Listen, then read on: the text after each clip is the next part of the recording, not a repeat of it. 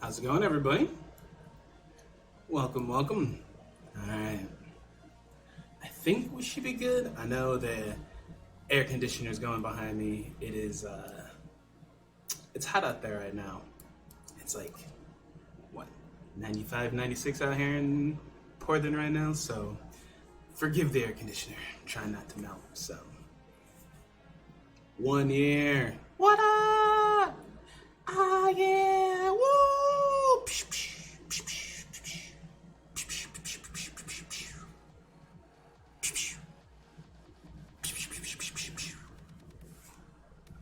Alright. Now that I got that out of my system. Oh, it's weird. You don't really think about making it to like an anniversary or anything when you start making something. Well, at least I did. I was just trying to create something cool, right? And you never think that it's gonna go anywhere, and you tell yourself, oh yeah, one day it's gonna be great, it's gonna be published, it's gonna be awesome. And obviously not published yet, but it's kind of inevitable, so that's nice. So welcome to the first year anniversary of the official Swordsfall. Now, anybody who has talked to me or listened to interviews or stuff, you know that I've been doing this for a little while. I worked on Swordsfall for probably around 10, 15 years. Though it wasn't called Swordsfall at the time. And I don't know if I ever told the story, so this would be a good time to tell the origins of Swordsfall, I guess you could call it, right? As I showed off on a tweet, it kind of all started as just a fun idea for a tabletop campaign. And it came to me as I was driving home from work, and I was thinking to myself, because I was bored. I'll be real. I was bored. I was lonely. I need some things to do. And because I'm a nerd, when you want to do stuff for some reason, you're video games or tabletop, and I was itching to do some tabletop. And I had this idea for cursed swords with gods in them. Just real simple, real whatever.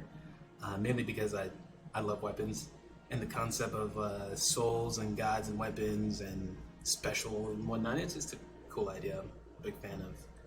And it rolled around in my head, and I knew I wanted to do more than just a simple, you do one session here, 2 sessions there. I wanted to be persistent. That's just kind of who I am as a GM, DM, whatever you want to call it. And when I sat down to think about the world and to think about where we were going to go and what I was going to do, I really became more enamored with the idea of doing a whole world, the whole shebang, like I don't want to necessarily say I like had this super grand vision, but I just remember thinking I wanted to do more than just a little slice. I wanted to be more than just one single tabletop campaign. I wanted to do something like just more, you know. And I realized that that was the time for me to dust off an old project that I had that is in essence the precursor to Swordsfall. It was called Ethereal, and it was supposed to be a game that I was going to make with me and two friends. One friend was a programmer, the other friend was the artist slash marketing guy, and I was the writer. Which cool. Hey, that's what I wanted to do, right? And I think as you can see from Swordsfall, I have this weird thing where I go from like 0 to 100, sometimes like 110. So I'm like, fuck yeah, game story. Let's rock this shit. So I'm just like, I just full deep into it. Just sat down and like write out this like 40-page design document.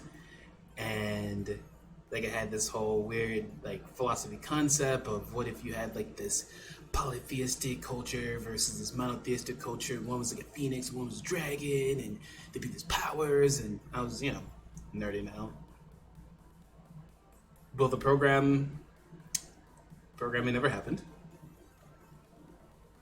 The art never happened. So I was left with like this skeleton of a story of this like world that I built that I was really into, right? And I think like some creators just have as well. That's never gonna happen. I guess I'll just throw that in the bin.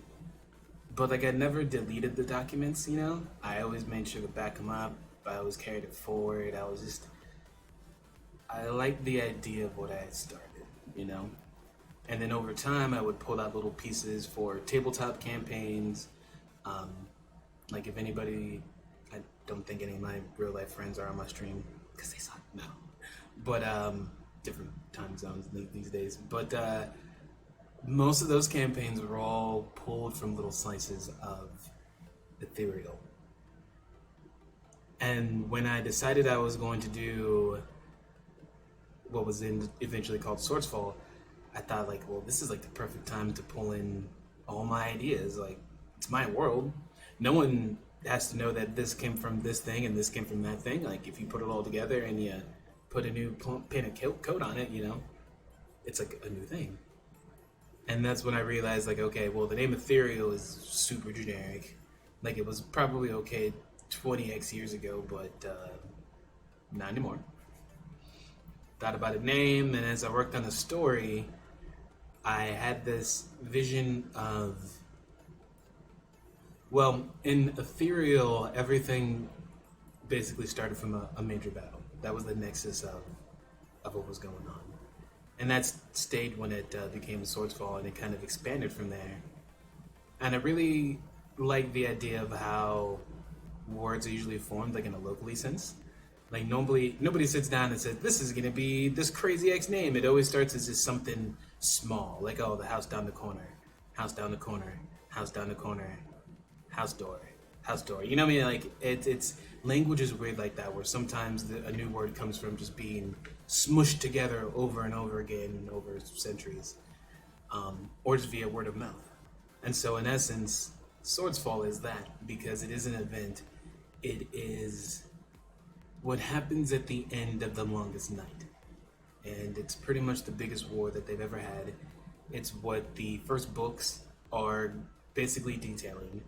And at the end of this night, during this huge clash between basically the united forces of Inanna and Garuda, something happens. It's like an explosion, but not an explosion. Either way, everybody who was on the battlefield, and it was probably at this time, probably about a million total people, soldiers. I mean, this was like the war. Gone. In an eye. Blink of an eye. And those people who were just short of whatever range of it was, people on the edge of the battlefield, people, you know, in the relief camp, stuff like that, there's just thick silence as millions of voices are gone.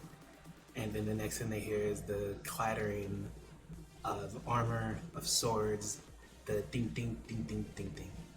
And that's what Swordsfall is the sound of swords falling. And it sounds kind of funny, cheesy in a way, but I like to imagine like what that has to sound like of just a battle stopping because everybody's gone instantly, you know? And it's one of those things that sticks out in people's minds, and they know that it happened. You can't deny that the event didn't happen, but it's one of those things that it almost is too grand and too crazy to even think about. So that's the name.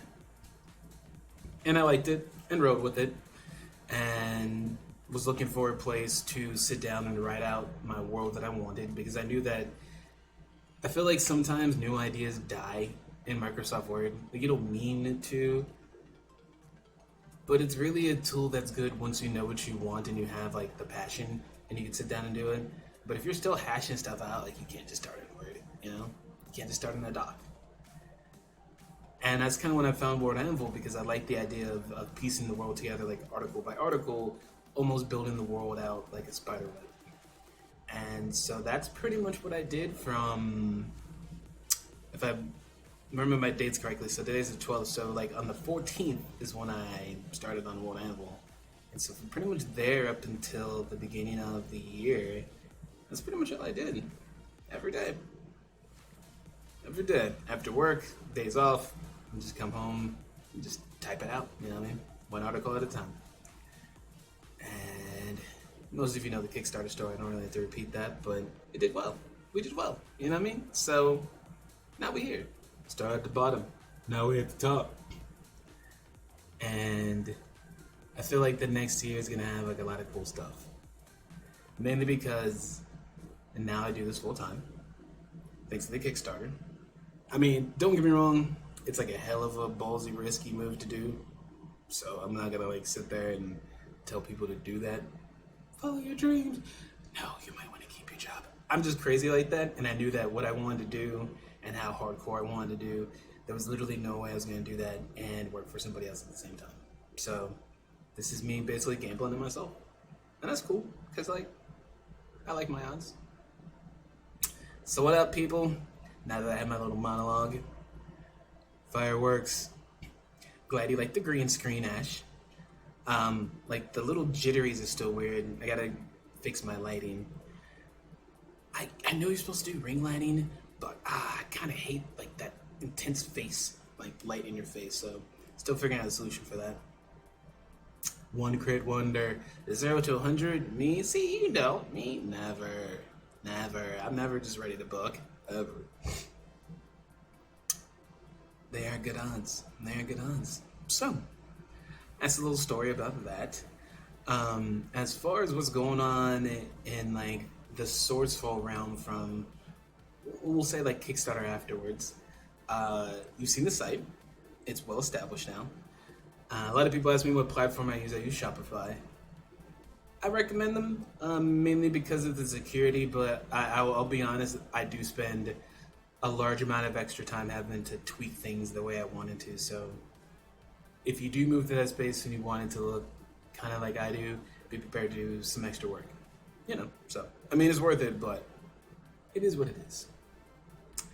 And, man, I got all the artists, everybody's on board now, which is like an interesting process dealing with like artists. I mean, it's been pleasant. It's been really awesome. It's just interesting because it's interesting to think of how different people work and how in a weird way, like art is like the sister medium to writing, but it's almost like a whole different world. So that's been fun to learn. And Tumo's been putting out like art that's just stupid. I mean, let me add one of these to the scene. I think it's like the one I forgot to add, but like art to me is already a crazy thing. I don't ever understand how people make images from their brain like that, because I think it's kind of like magic, sorcery even. And then to be able to like get feedback from someone else and still do it, like, what even is this? It's a masterpiece. That's what that is. And he's like just getting started. You know? So we just getting started, we doing this? Makes it feel good. So, it's probably one of my favorite characters. I don't know, it's hard because I love all the Killer Crew, which is funny because they're not like a meta story important characters. They're your like side characters. But in my world, like all characters are characters. Like someone's only a main character when the flashlight's on them. Sometimes it's not. So there will be a time for some Killer Crew, and their stories are always awesome. And like, one of the things I really wanted to work on was because I've always made a big statement about being inclusive, and I really mean that. And that really also means me having to think differently about how I write, how I approach characters, Because I think it's easy to think about a disability as something you take away and then you just add later. Like, sure, they lost a hand.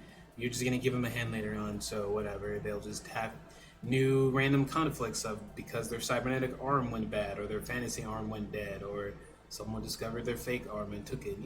We kind of know all that stuff. And so what I wanted to really try to do was approach a character with a disability in a way that was visible, but was also like a part of them. And I didn't want to necessarily be positive, and I didn't want to be negative. I just wanted to be more of a, this is how I was born, and it's no different than you. And she had her challenges, she overcome them, and she's a badass, so what's up? And I mean, I'm not a disabled person myself, so I can't say how that feels, but I do try really hard to get feedback from people around me, and the Twitterverse is strong, and so far it seems like it's good, so I'm going to keep on this track doing stuff like that, and just kind of naturalize it. I like to think of some things as just,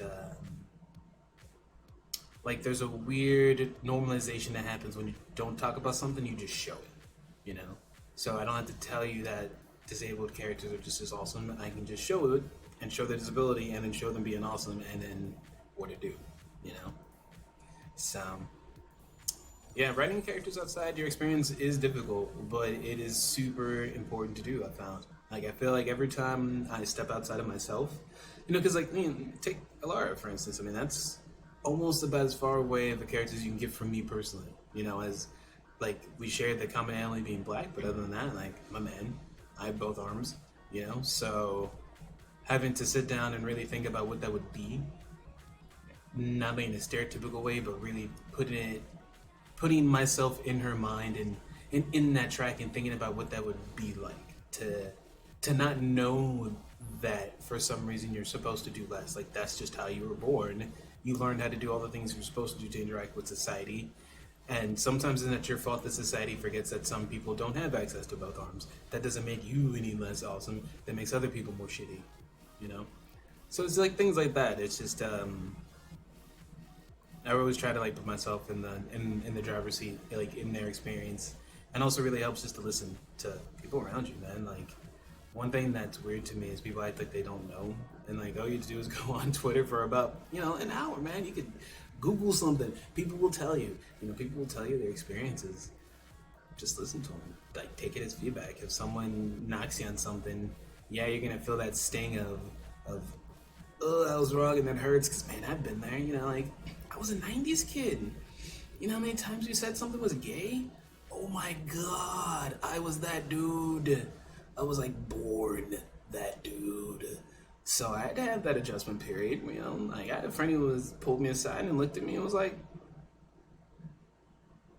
really? And you get that moment where you're like, but what? Oh, but it's just like everybody says it, but you're wrong, and you have to take the hit, take the lick, and then realize that just allows you to be a better person tomorrow when you don't do that dumb shit. So I try to take that into my writing, and I try to really take that in terms of any character that I do. Because I think that's something I've always wanted as well. Just being a black male myself. Sometimes I'm like, pause and think about what that's like for me. So, it's kind of hypocritical when I do the same. And even if you don't have the situation, it really does breathe life into your own life. So, not to get a little mini testimonial, but I feel like if people think about these things differently, they'll find an easier time putting diversity in their stories. because it feels scary because it's foreign to you, which is the point. It's foreign to you. You got to get used to it. You got to grow into that. So, you know, preach. Hi, Barcode. How are you? Ash. My dad was in the military, and I just remember watching people be stupid. Man, people can't help themselves sometimes. Like, they just fall over themselves. So, heck yes, trying to focus on being better instead of right is tricky at first. It's very tricky, man. That's one of those things I give a kudos to philosophy for, because you have to learn to separate the two. You have to learn that there's a difference between your output and then your own mind. Like, you can say something wrong and not be a wrong person. But when you defend it, then that's when you become wrong. You know, so like, man, like I get hit on all this stuff. Like one of the people I love the most on Twitter, like I've misgendered them twice.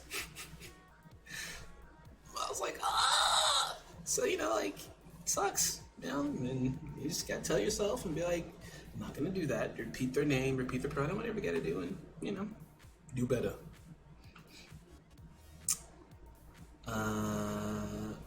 Love growth, yes, we do. Hair goals. Who doesn't have hair goals? I had hair goals. I was bald, I guess 5 years ago before I moved up here. Shaved my head on New Year's, and that was the last time. I felt like I evolved with each inch. The fact that you can do that, can realize you goofed, is very, very nice. It is. Had to deal with a friend being crappy this weekend, and I'm still face palming. Yeah, that shit's hard, man. I just, and you know, the thing also I think that people sometimes underestimate is it's a repetition thing. Honestly, the more you get used to just taking it and moving on, the easier it is. Like nowadays, like when someone catches me on something like, hey man, you're off, I'm like, And I'll go check sources because I'm just a nerd, and usually in my brain I'm thinking, what did I read wrong? Did I read something wrong? Was it a bad source? Did I read it wrong? Because if I read it wrong, then I slap myself and I'm like, do you know how to read, Brandon? Okay, do better. You know what I mean? Stuff like that. If it's a bad source and I go, well, I'm never using Fox News again, why would anybody use that anyway?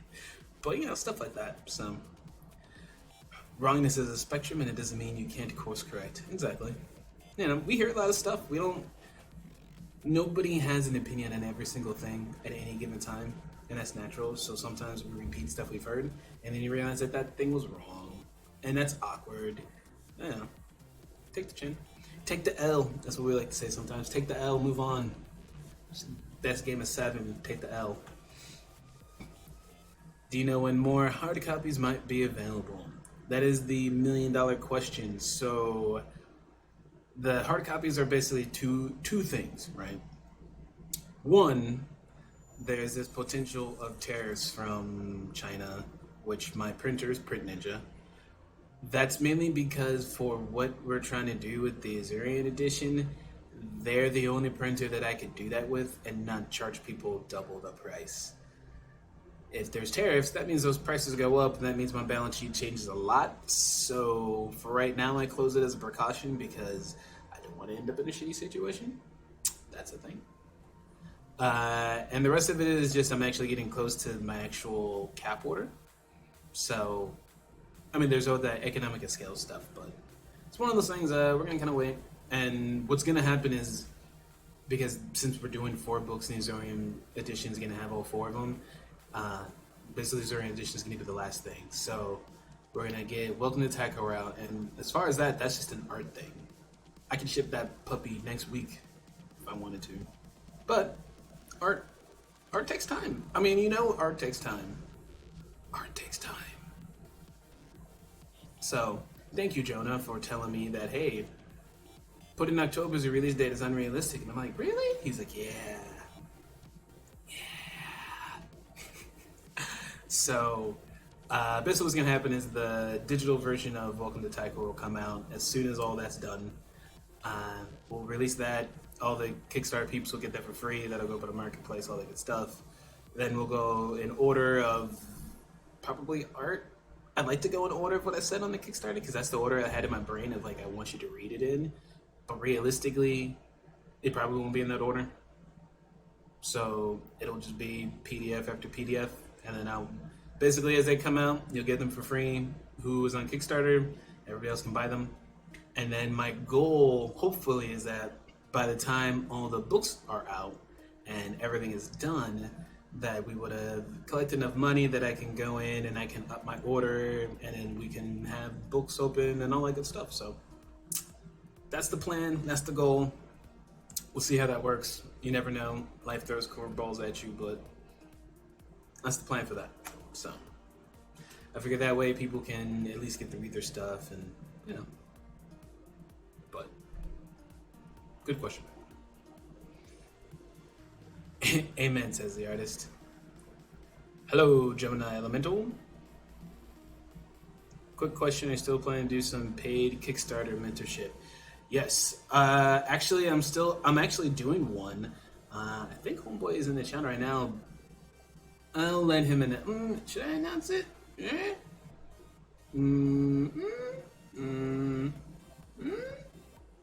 Okay. Can I talk about it?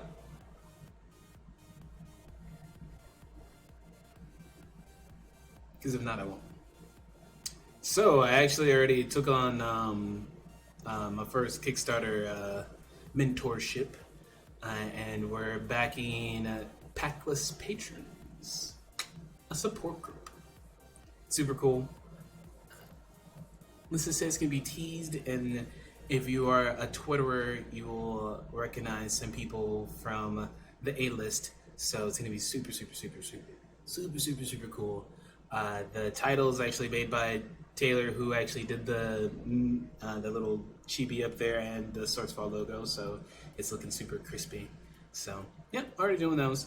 As far as that right now, with like me still doing some projects, I'm only gonna take on a few here and there just because it's fairly time consuming.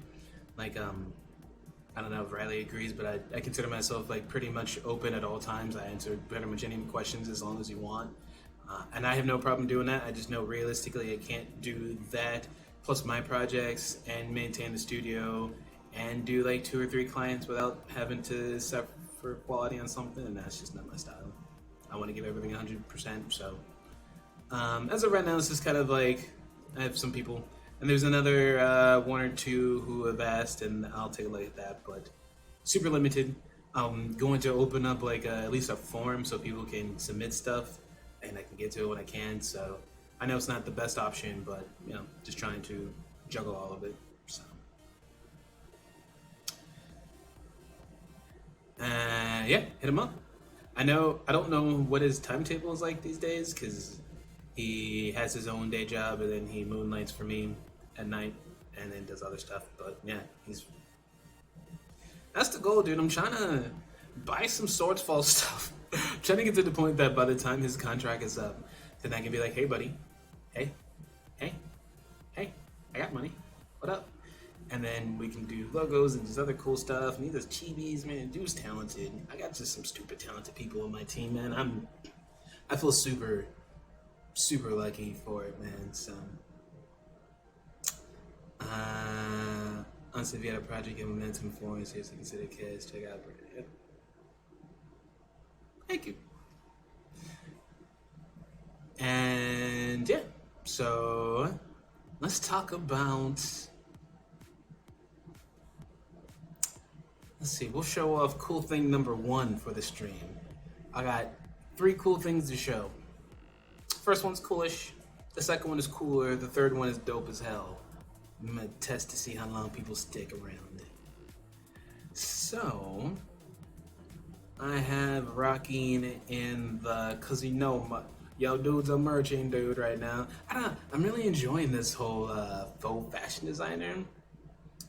Can I just say that maybe we need to start introducing this stuff to men of a younger age?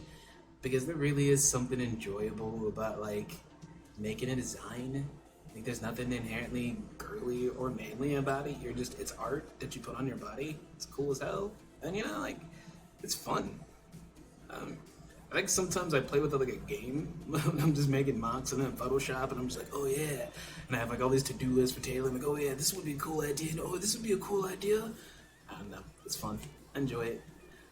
So you're always gonna see a whole bunch of shirts because I'm a shirt dude. Because I look good in a shirt. And who doesn't love a shirt? And they're easy. They're fun. And there's also the leggings, which I mean, I knew leggings were popular,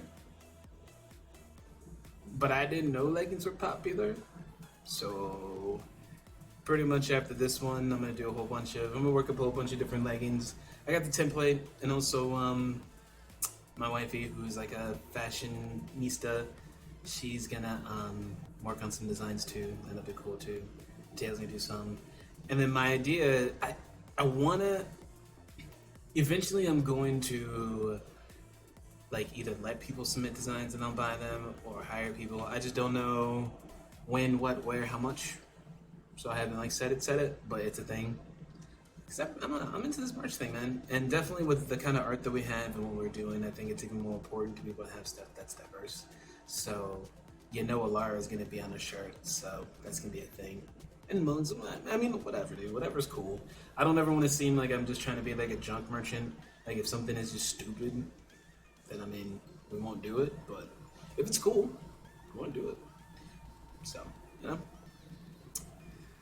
The art is the whole reason I want hard copies. No, I 100. Totally understand that one. Like the original thing I wanted to do is I originally wanted to make it a coffee top book. They're heavier, and the price point would have been a lot higher. So I don't know. Maybe one day if this all works good and people like it, I might do like a little small super collectors, and we'll do like a stupid book, but it won't be cheap. Quality books just, ooh! I mean, don't get me wrong. Like, they're gonna look sexy, so I think it's worth it. A little part of me now understands why some books are cheap, because when you see the prices of what some of these books cost, you start thinking to yourself, do you really need 115 pound paper? I mean, but, so, it's one of those things. Yeah, the map one's pretty cool. And I'm gonna do two different versions of that because right now I have like the bear one, and I'm gonna do another one with the labels on them, just so people can pick. I'm not quite sure if I'm always gonna keep things on two different SKUs for different designs, or if I'm gonna combine them to make it easier. It's a shop thing. But anyway, so this is the next design that we got because we're gonna start getting into more of like everything until now has kind of been like a warm up ish. Because since Afropunk is kind of non-existent, not much of a thing, there's a lot of like play in terms of what the style is, so we're just kind of playing around with it. But we're kind of playing around with this sort of vaporware sort of style right now. And this is what Taylor's rocking. I dig the hell out of that. That's the logo. All like vapored out or whatever you call it. So, I love it. What up, Bard? Now it's a party. Yeah, I'll take another chaos question. What percentage of the project was complete before you launched? Oh, I guess it depends what you consider complete.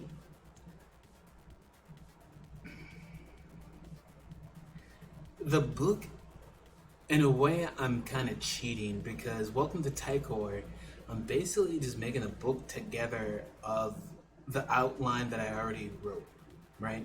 Because it's a setting book, you don't necessarily want a detail of like 180 cities. You do want at least to know some stuff about major cities and a blurb about small cities, which is what I do in my world building anyway.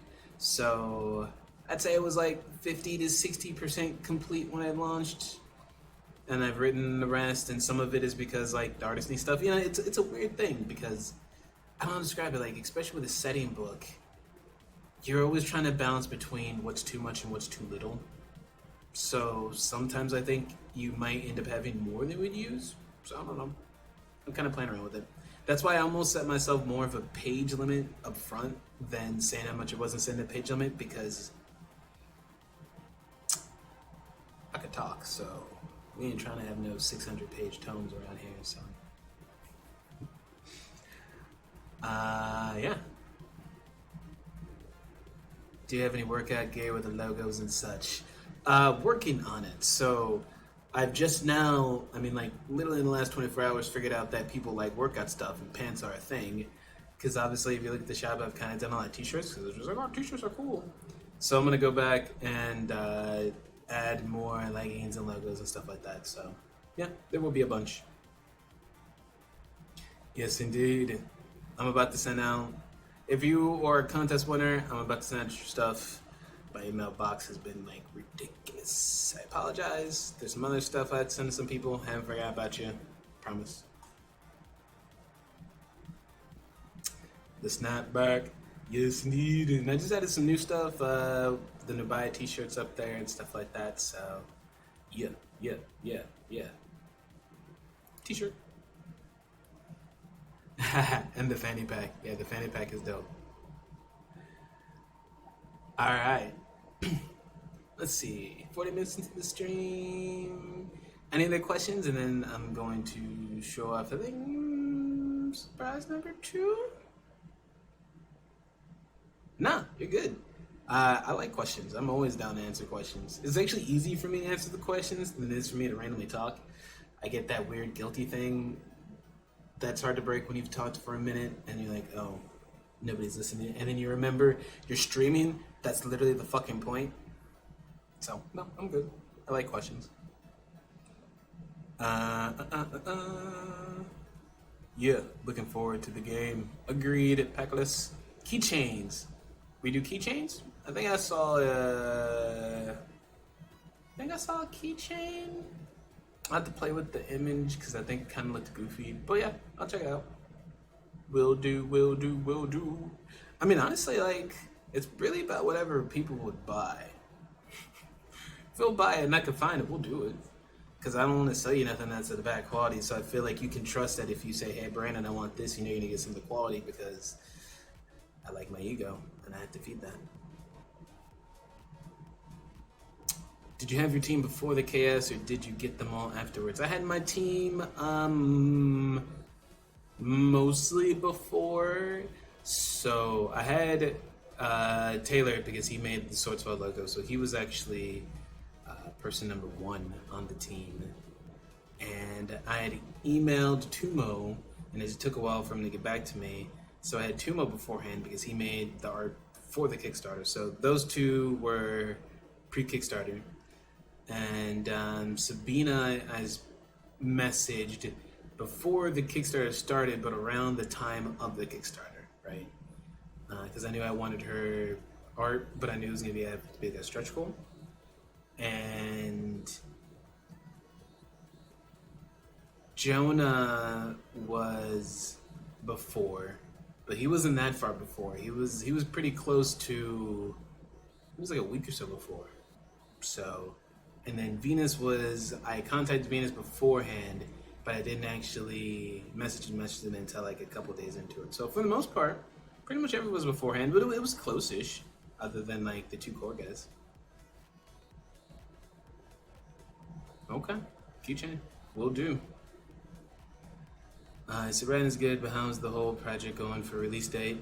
I don't know, honestly. Like, it's kind of hard to gauge.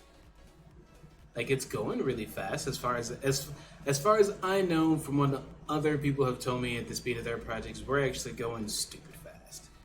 I don't know how relative that is, but I haven't really ever gone a week without something. So, as far as welcome to Tycore, I don't know. I'm hoping October. So I think we're pretty on. I think we're pretty on board. So, but like I said, I really can't guarantee, because timelines are hard, and I also don't want to rush anything because I think the biggest boon we have right now is that I have so much information on the world that I can answer any questions. But it also means that like the best way for me to do it is to let the artists kind of be free and do their thing, which they love. It just means that instead of setting like a timetable for a week, I just say, hey, here's the deets on this character. Let me know when you got something, and they come back, and you know. So we take a while on some characters. Like the Killer Crew, like Alara, probably took about a month or so. You know, so they, you know, like Tumu will draw some stuff, and he'll come back with like a 6-panel, and then I'll look at it, simmer on it for like an hour or two, you know, write some stuff, see how it feels, and then I'll tell him like what I want, like, or not necessarily what I want, but I'll tell him like, well, I like 1 and 2 and like a tiny bit of 4. And if there's something I absolutely hate, I'll be like, I don't like 3 at all, and then that's it. And then he does his thing, and then he'll either come back with 1 if he likes it, or he might come back with another panel. And then we just kind of do back and forth. He just kind of goes, what do you think? And I go, blah, blah, blah, blah, blah, and does his thing. And yeah. So I really enjoy the process like that. It just takes longer. So that's why, like, it's one of those things where it's not that that there's a danger of not coming out. It's just truly, it's done when it's done, and I don't mean that in a bad way. I just mean I'm letting them take their sweet time. Because when I do, it's so no rush. But I'll always be super open, and if like it looks like we're gonna waffle it, I'll let you know. So, roughly how much did you have to spend for video art prior to launch? Well, I paid for all the titling and I paid for all the art, mostly out of pocket. But I had Patreon, so I don't know. I'd probably say I spent like $500-600 out of my own pocket over the course of X months. I don't know. It's one of those weird things because I wasn't trying to track the money because I wasn't necessarily interested in a return. It's like a passion project, but not like a passion project that I think is going to go away. It's a passion project because it's like I don't care how much it costs because it's going to do it. So I can't give you a definite amount, but it wasn't crazy. I've always been pretty good at like guerrilla marketing, because this isn't the first time I've tried to do like a business by myself. I've done like some cons and stuff like that. So I've always been in a situation where I wanted to do something cool. I had like no money, but that didn't mean I couldn't do it or didn't want to do it. It just meant I had to get crafty and figure out how to do something cheap but make it look like it was really expensive. So sometimes there's some things that I think look like it was like, damn, how much did that cost? It's like, no, most of it was just brain power in terms of like, not being smart, but just going like, man, what makes something pretty? Because that's the thing too, I don't think we think about. Like, something that's expensive is more of a mindset than usually an actual part of it, you know? So if you figure out like what makes something look pretty, what makes something look nice, what makes something flow, you can get the same output. If that makes sense. I know that sounds weird, but there's like some weird mind games with stuff, and you see that a lot in marketing. There's a reason why they always serve food with like a piece bitten out of it and stuff like that. There's a weird science to it. Nah, I feel you. I'm super excited. I'm super impatient. Like, that's why you see me always doing something. Like, I definitely couldn't be the kind of creator who, if I just literally had to sit here and just wait for art, like, I can't. Like, I'm always doing something. So, but I used to say expensive is just people who are really proud of their stuff. Nah, that's true. There's a weird market value thing. Speaking of things that we're doing, so, because a large part right now is waiting on art, which I love, I'm always looking to figure out what I can do and what I want to do and to further Swordsfall and stuff like that. And part of that is lore, which the lore to Swordsfall is voluminous and it's awesome. And I know that World Anvil is not always the most convenient place for people to read it. So I'm going to start doing a little short, they're kind of like anthologies. And they're going to be on Amazon. Probably other places too, but right now Amazon. And the first one I'm a little behind on, but it should be out in the month. And this first one's going to be like a collection of, basically it's going to tell you about the planet. You're going to learn about the war that happened at the beginning, and you're going to find out about the sun, the second sun, the moon. And so basically this is like your little nice planet guide. And it'll be a nice little read, and you do on your Kindle, all that cool stuff. So yeah. And I'm also playing with some stuff because, I don't know, I like playing with stuff, so I want to see like how cool I can make a Kindle book, because I'm just curious. So, yeah, nothing crazy. Each one's going to be about no more than like, I'm aiming for like 8,000 words, because I'm not trying to like make them books. I want them just to be like cool, nice little reads, like digesty. I don't know if that makes sense. I'm just doing cool stuff that I want to do, and if it sucks, we'll do it again or we'll fix it. But I think it'll be cool. I don't know how many pages it ends up being because Kindle's weird. I think it'll probably be like 20-30 pages. I don't know. It'll be like 99 cents, $1.99, one of the two. And yeah, So we're gonna do that, and I'll keep doing those and kind of packing up the lore. So the next one I know I want to do is going to be Garuda, and then you'll find out more about Garuda and stuff like that.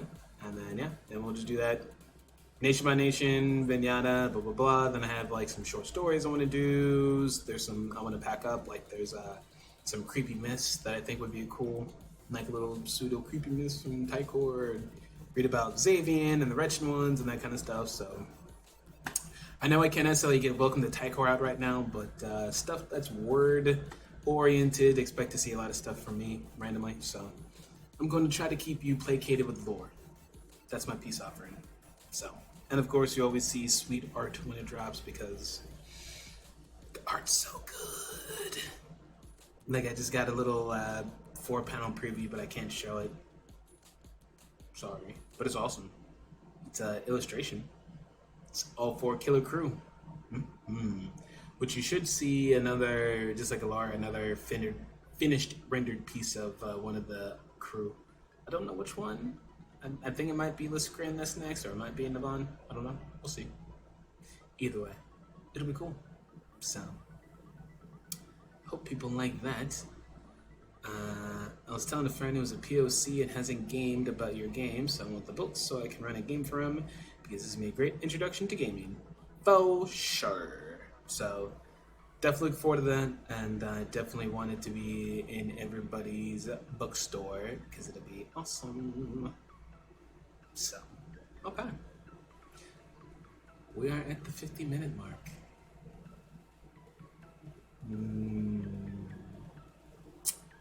Is it time for the last surprise? Any questions before we get to the last surprise? After the last surprise, I don't have much more. Like, unless people have questions and stuff. Oh, no, that's right. I forgot. I was telling you about the RPG. I lied. Man, this is why we write notes for the show, because I'm glad I looked at that. I was like, man, do I have anything else? Big giant note. RPG talk. So, let's talk about the RPG. Yes? Yes. I'll even pull up the actual document and read it from you. I feel like I'm pulling from the vault. The sacred vault.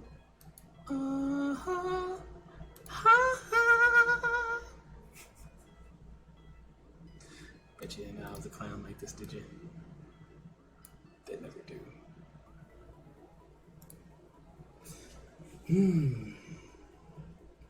It's always funny how much people are into the RPG part. I think that's the thing I get asked about the most, and it always kind of cracks me up. So where's the game rules at? I'm like, they're coming. They're coming, I promise. Well, you know, open said document that I just asked you to open. There you go.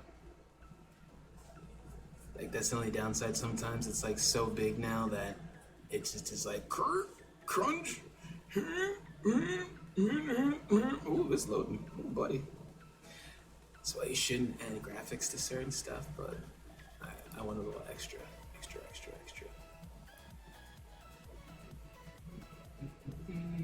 Alright. How long is this book right now?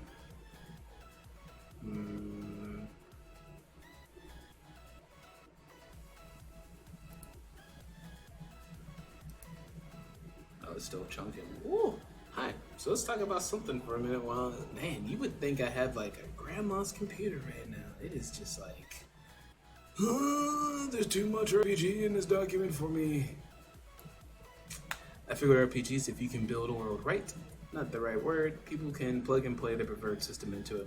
Yeah, that's kind of why I started with Welcome to Tycor, because I really want to take my time with the actual RPG, and I'm going to play test the shit out of it.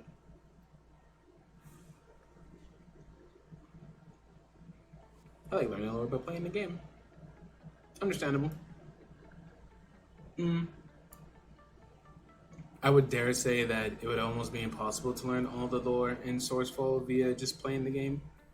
Unless, like, you want to play forever. Which I'm all for. I want to play forever. There we go. We had 183 pages. Not that bad. Not that bad at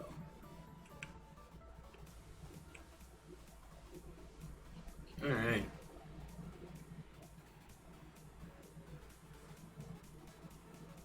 Oh yeah.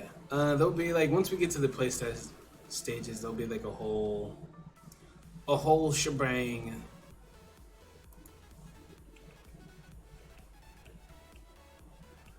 So,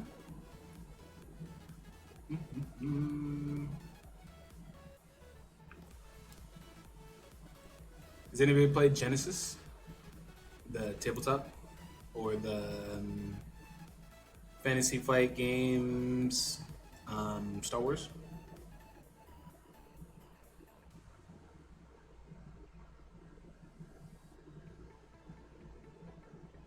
It's similar in like core concept because I wanted to do a game that was more flexible. Like I didn't want it to be just combat or just social. I wanted to have a mix of the two, you know. One of the things I liked about the Genesis system is I like the way that they handle combat in like a narrative way, but it's still crunchy-ish, but not quite crunchy enough. So I added like a layer of crunch, but kind of in a fighting game sort of way. I call it cinematic play, is what I call it basically. And I guess it's just easier just to read. So, how it basically works is you have two different dice pools: positive dice pool, negative dice pool. Positive ones are good, negative ones are bad. And pretty much like when you have any success or failure, values take away from successes. And whatever you're left over is your result. If you have a positive result, then good things happen. Negative result, bad things happen. Sounds simple, right? And it is. The nice thing is that, and this is part of what Genesis does, and I expand upon it, is that it's a sort of you fail, but you fail and you succeed and that sort of thing. But it's more dicey rather than just abstract. So basically what happens is if you have an advantage, so you'll roll your dice and you will have ones that specifically say success. And if you have more successes over what you ever needed to, which is usually only one, right? You're going to have an X number of advantages, and those are actually used in more of a cinematic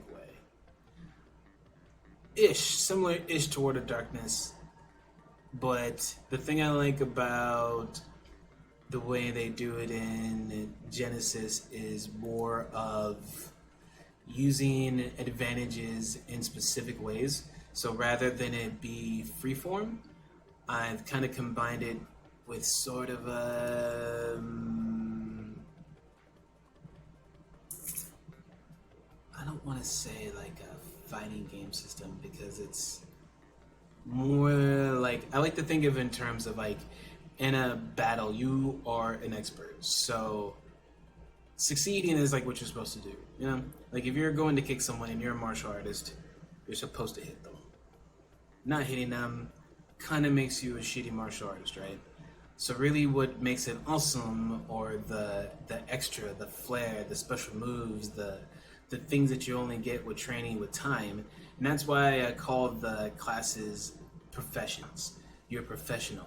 Like there's something specifically special about what you do and how you do it. And so basically how it works is, let's see, which one? Let me find one that, because I like to stat last. I know some people like to start with stats. I like to start with concepts, build concepts. And then I work out their abilities largely based on what that class would need to do their job. Because if you think about it, like, that's how most skills start. Like, you have some sort of need that you have to fulfill, so obviously you need something to do that with. So there is no or few chances of having a stalemate of nothing happening. Yeah, you're never going to have a stalemate. No such thing. I'm really trying to look at different situations to think of when there might be some sort of stalemate.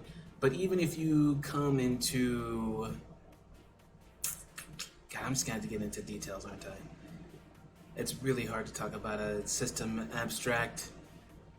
Keep in mind some of the stuff I'm going to tell you, especially if it has to do with numbers. Assume it's going to change, because it's going to change. Because I know power gamers, and I know what happens with numbers, and it won't happen here. I spent a long time as a GM foiling power gamers, so numbers are something I take super, super, super, super seriously. So we'll start with Celestial Shield, because Celestial Shield has the most statables. He's kind of my test dummy that I sort of use for certain concepts-ish, since the Celestial Knight's very filled out both lore and build-wise. Well, it's like one of those weird things because like not cajoling power gamers is what ultimately makes a game the most broken, because even if someone else doesn't do it, a power gamer, especially with the internet, can just lay it wide open, you know? So not that I have any issue with it, it's just trying to make it be about imagination rather than it be because I made the blunder and adding these three things together makes it super easy, you know? You know, Numenera is like a classic example because I really love Numenera, but it's just not crunchy enough. Like, it's fun and I feel like you do fun stuff, but sometimes I want to feel like I'm rewarded in like a numerical way for my badassness too. And that's always the catch-22, how to make it cool and not always resolve with dice, but also make it weighty, which is why I like advantages versus disadvantages as like a secondary part of dice rolling, you know?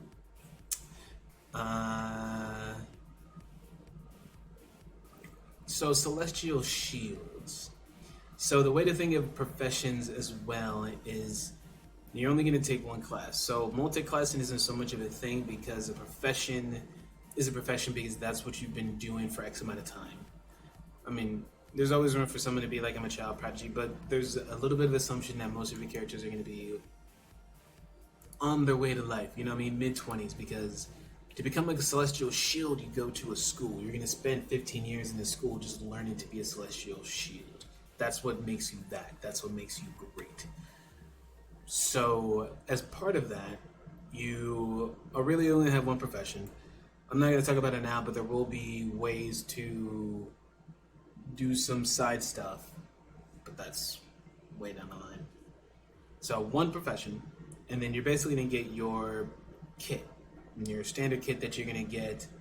And I guess I'll throw out some numbers here because they're not going to make any sense, but like your increased stats are going to you get like 1 vigor, 1 logic, 1 determination, you lose 1 cunning. And then you have specialty dice, which is basically your exploiting dice. So what's going to happen is your profession will have 2 stats designated that if you roll a crit on, you get to roll again. Exploiting dice, however you want to call it. So Celestial Shield, for instance, its specialty dice is vigor and determination. Its initiative is fast pass. And so what that means is I want to do initiative a little differently because I'm not a huge fan of initiative taking forever. I'm also not a huge fan of having to write down lists for initiative. That's just me as a whole. I think sometimes games need to be a little more dynamic, and I'm not saying leave it up to the players, but sometimes you got to leave it up to the players to figure out how they're going to work together because that's part of the game. So basically what happens is your profession states whether or not you get to skip out of order in initiative. And what I mean is that there's basically 2 different tiers of initiative. One is your normal tier and one is your fast tier. Normal tiers is going to be everybody, normal people. So it's the sort of, if you think about it, most people have around the same reaction speed. Like something goes off, everybody seems to kind of be in sync. That's the normal pass. That's your normal initiative. That's what just regular Joes are on, right? Then there's fast pass, which are people who have been specifically trained or naturally they're faster, right? So for instance, your athlete, they just have a faster reaction time. So if an athlete and a regular dude are in the same place and there's an eruption or a sound or something like that, the athlete's just going to react faster. That doesn't necessarily mean they'll go faster. That just means they have the option to go faster. And so that's what this is. So fast pass in this case means that in an initiative, you're going to be on the fast track, which means that you have first option to take initiative. If you share fast pass with someone else, then it's going to come down to whoever has the better speed stat. Pretty straightforward. And if you're both equal, if your enemies is going to be a coin toss, because I have no interest in details. Maybe we'll do some extras with that. And if it's players, I feel like people should be able to sort that out. Or if anything, I feel like in a sense that adds dynamic to the table of the I go first. No, I go first. Because that's something you see in shows, but you don't really get to do in a game. So sure, if you both have the exact same fast pass, exact same speed, probably going to have some sort of argument. So enjoy. And that's kind of how I handle initiative. There is a slow pass, and that's generally what happens when you have some sort of affliction or spell or something like that. There's some special cases where you're automatically in a slow pass, but for the most part, that's like you're debilitating. You're slower than normal for some reason. I think leaving up to the players a bit, especially their inventory party, makes a lot of sense. Yep. It's more like main job and maybe a secondary job. It's more like a career. So that's why I don't say job. So that's why I think of like blacksmith. Like you don't blacksmith and then you like, I'm also going to moonlight as a dancer. You know, like being a blacksmith and being like a hella good blacksmith is just a time sink. So taking something that is near makes sense. And so that's something I'm working out. Like where there's things that make sense to where you're not going to lose all your knowledge. So that kind of thing. Celestial Shields, their professional skills are athletics, composure, coordination, knowledge, world history, melee, light, survival, survey, and vigilance. A bunch of words that don't make sense. So basically what I'm doing as well is your kit's going to come with skills that you're going to have basically free point in because they're the things that you should know for your profession and not knowing that makes you bad at your profession. They come with 10 respect. What's respect, you say? So respect is sort of how we do currency in Swordsfall. It's part of sort of a triangle between it and sway and connections. So respect is kind of like it says, respect, how much someone has respect for you. And the way it is in Swordsfall is that some professions come with a little bit more respect by default. Now that doesn't mean you can't lose it, but like, you know, we expect a certain thing out of someone when you hear the word judge. You don't expect someone to come in and be super rude and, you know, and have a certain, like, you expect someone to have a judge because there's a weight that comes with that title. So you give it a certain weight and it's theirs to lose. And that's what respect is. So we don't really do with money in Swordsfall. There's more of a goods, trades, and a lot of it has to do with who you are. There's a weird thing where I like to think of like money kind of makes us less reliant on remembering who people are and caring about who they are, especially when you have cold hard currency. So in a weird way, they've always avoided that because those things matter. So people do remember who people are. Word does carry. Their services was really about knowing who people are. So it's not necessarily where everybody knows everybody, but if you have a good reputation, it'll stick with you. If you have a bad reputation, it'll stick with you. And so that in itself is what buys you things. People are willing to do things for you, give you things, X respect. So Celestial Shields are generally hella respected. They're considered to be noble protectors and people will expect as such, and so they treat you with X respect, and that's yours to lose. I am the law. Love Judge Dredd.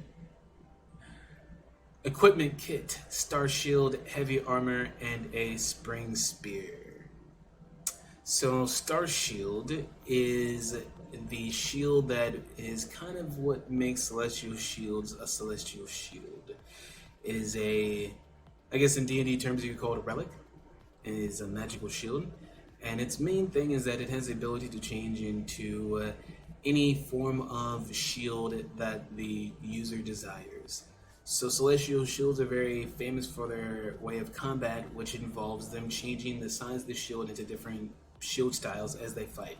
So it may start off as a buckler, and then it can expand to a full tower shield to take like a block, and then it can turn into a hook shield, and they can do all that basically with their mind and the help of this super enchanted magical shield.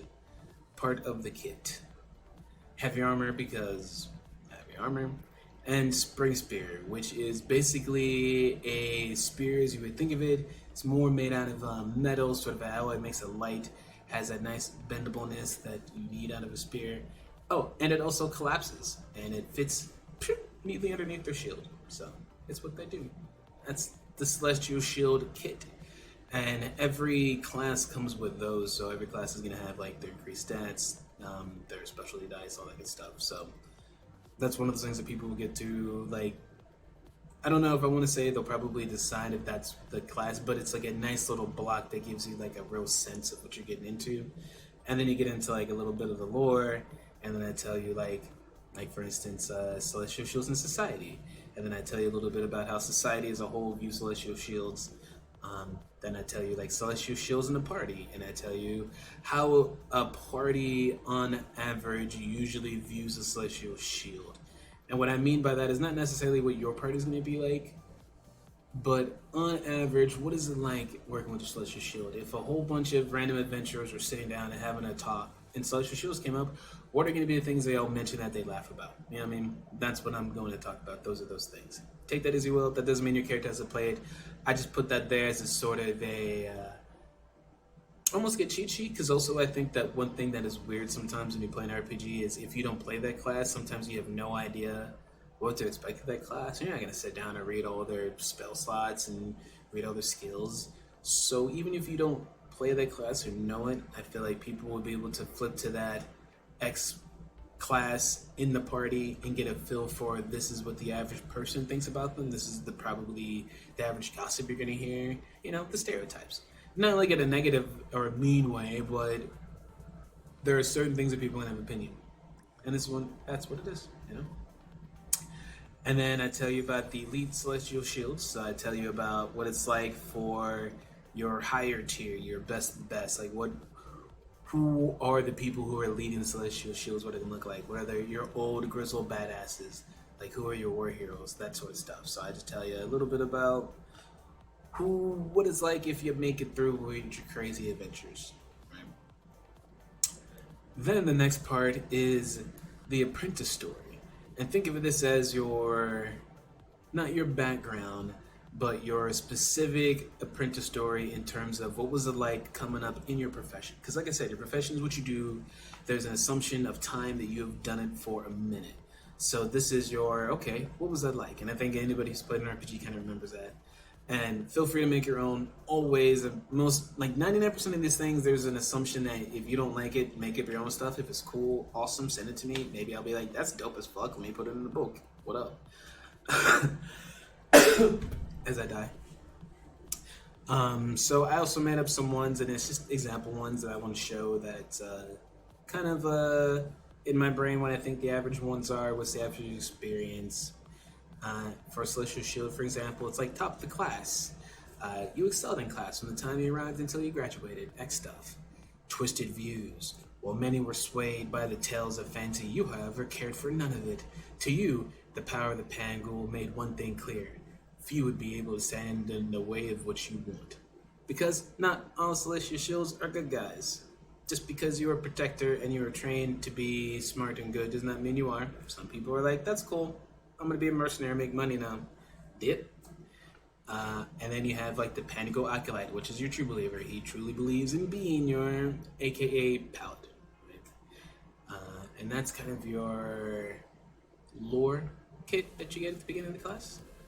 And then you get to do the part where I say sounds like a fighting game, and it kind of is, but it's kind of not.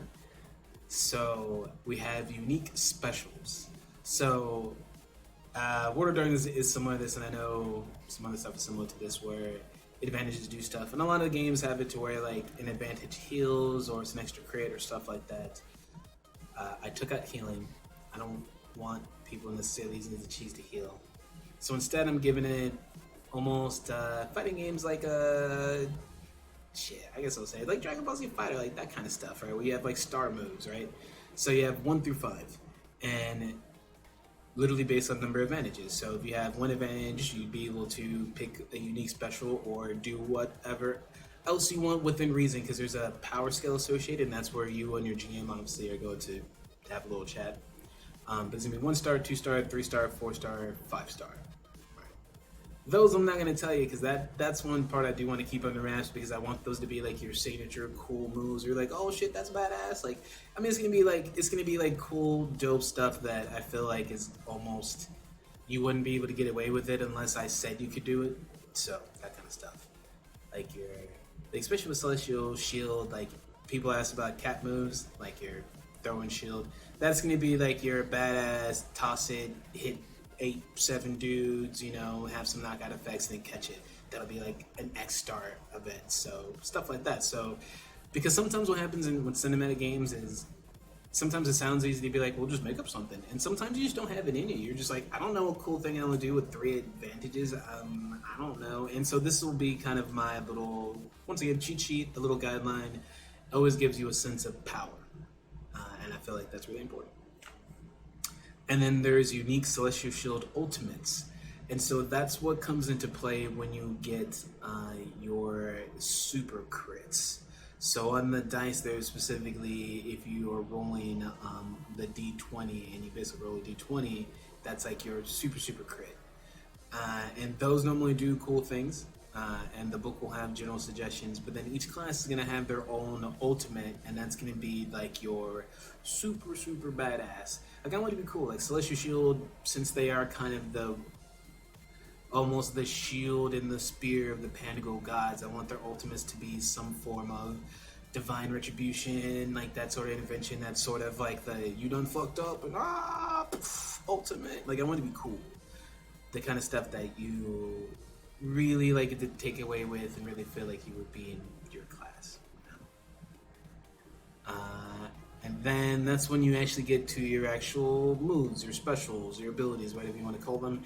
We call them Hakan arts. And you're going to get some tier 0s, and your tier 0s are basically your free ones. That's the ones you're going to get for just being the professional. That's what you start off with. I'll read you the first one that Celestial Shield has. And it's called, because I like being cheeky, everything is a shield to a tank.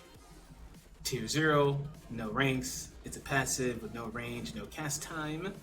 Celestial shields are so trained in the art of shields that they may use anything sturdy as a shield. Celestial shields suffer no additional disadvantages when using inferior and or environmental objects as shields. This doesn't include any disadvantages gained by the situation or other factors. So what I was trying to do there is I was just trying to give a sense of, alright, like, these guys, they're badass with a shield. We say they're badass with a shield. Well, if you're badass with a shield, what is a shield? It's just a big blocky thing that won't explode when you take a hit. So if you find something that's in shield size and weight-ish, and that's one of those, check your DM, cool. It's now a shield. And as part of it, I like to give like a little mini, like a little teaser, like a little mini story to tell you basically what the ability's like. And so in this one, it's the night traders thought to jump Raul while he was in the bathhouse, seemingly defenseless away from his star shield and remaining gear. Sadly for the would-be assassins, the metal dinner plate that held his evening drink was in striking range. The sure kill of the knife throw faded with a hollow ding as Raul deflected the strike with the ornate dishware. Just another justification to his late-night drunken baths. Yeah. So that's like a tier 0 ability, and so basically every class is going to automatically have X amount, and that's basically the things that I think you need to be your class to feel like you can go around and say your Celestial Shield without any experience, because your experience in this game should be you being better than normal. That makes you better than the average Celestial Shield. How can you be better than the average one if you don't have any normal skills anyway? So that's what I do with tier 0 abilities. It goes up to 5 being your super epic awesome ones. They do have point cost. There's a whole thing. I don't want to talk about that now because I hate point cost. But there's a point cost. And let's see. Should I read a tier one? Which one would make sense? No, this is a good one. Tier one, and this one is I'm just lucky. Tier one, max rank. I don't think I've decided if I'm gonna add too many. It's a passive itself, and it goes once per encounter. Celestial Shield can add a luck die to any assist with an ally. It's pretty straightforward, so I'm just trying to do like little stuff where there's some element of automatically getting bonuses to do stuff, because one other thing that's going to happen that'll make more sense kind of when we get to playtesting is I built the game to really feel its best when people work together. Not to say you can't do cool stuff by yourself, but I definitely worked at it with a fighting game sense where I want the feeling of like juggling your opponent with your friends, with your team, you know? And not in a way that's necessarily cheesy, but doing one move makes something else a natural alley-oop. And that's one of the reasons why I say the RPG is going to take a minute, because that's one thing we're going to spend a lot of time playtesting. Is I really want to make sure that things flow, nothing ends up being broken, or nothing ends up being too useless. So I know it's a bit of pipe dream. Nothing can be super balanced, but so little taste of the RPG. Yeah, I'm a lot farther along on that one than I think people know. I literally just don't talk about it because I know it sucks the air away from the project we currently have in the budget, in the bank, that I want to get out. So once Welcome to Tacro comes out and all that good stuff, then we'll start talking about the RPG. But it's there. It's there. We got a lot. I got a lot done. It's 44,000 words, no lore, so it's not gonna be like a tome or anything. But I want it to feel complete. I will talk about one other part, and then we'll move on to the final surprise, and I'll take any questions. I know there will be questions. I already see some. It's I talked about it a little bit on Twitter, but I'm really also trying to add more tools for DMs to make scenes and to just generally make their Swordsfall game easier, because I want you to play the crap out of my game, so I'm going to help you play my game. So one of the first things I'm doing for that is I call it scenes. And what it is it's going to be a section in the back of the book. So the first half of the book is going to be your player's guide. Your last half of the book is going to be your, I don't want to say game master, but your storyteller's guide, that sort of thing. Yeah. And a part of it has what's called scenes.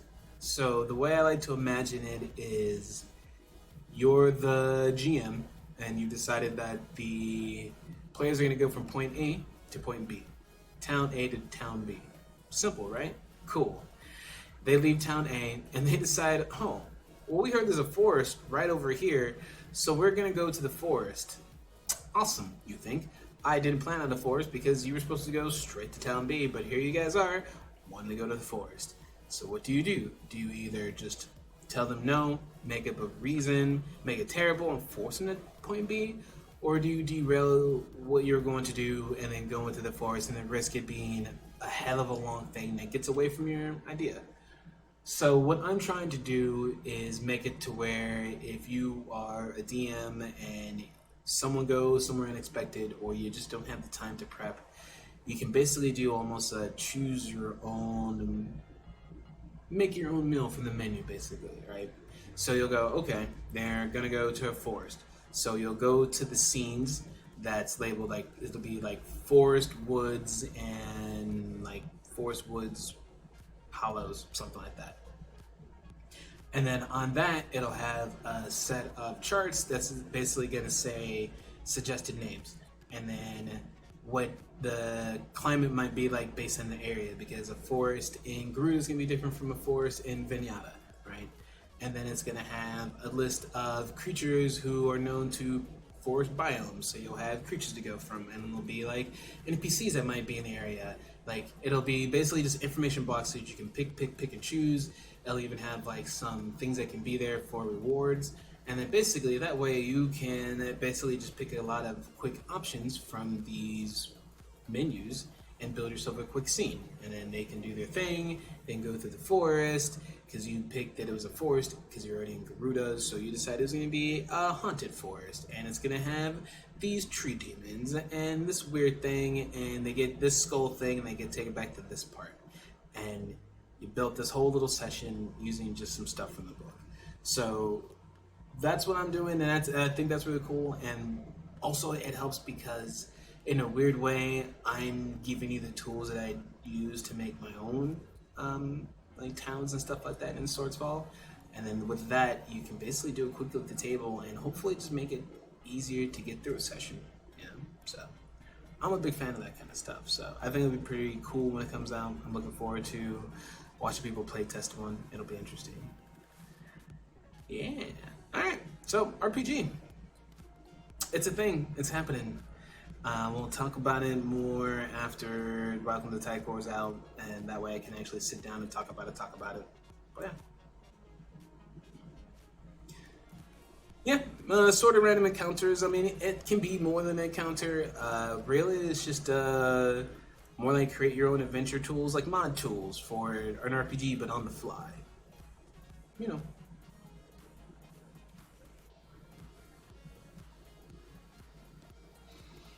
Alright, so you made it to the end of the anniversary stream.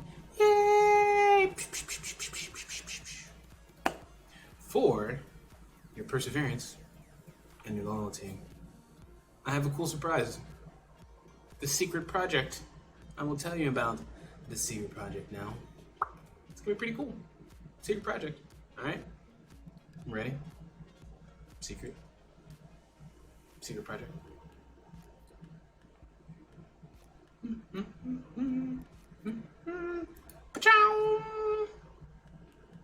Drift of Dreams. A Swordsfall graphic novel. Coming to you sometime in the future. Coming to Kickstarter. July 15th.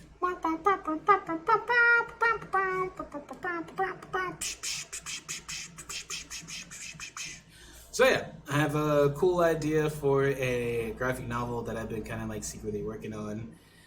Xavian has invaded the Tapestry. The Tapestry is the name of the dream realm in Tycor.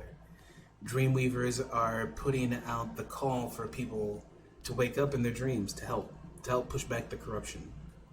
I have gathered a collection of 10 to 12 awesome, badass POC artists, and we're going to do a collection of dream-like stories in Swordsfall.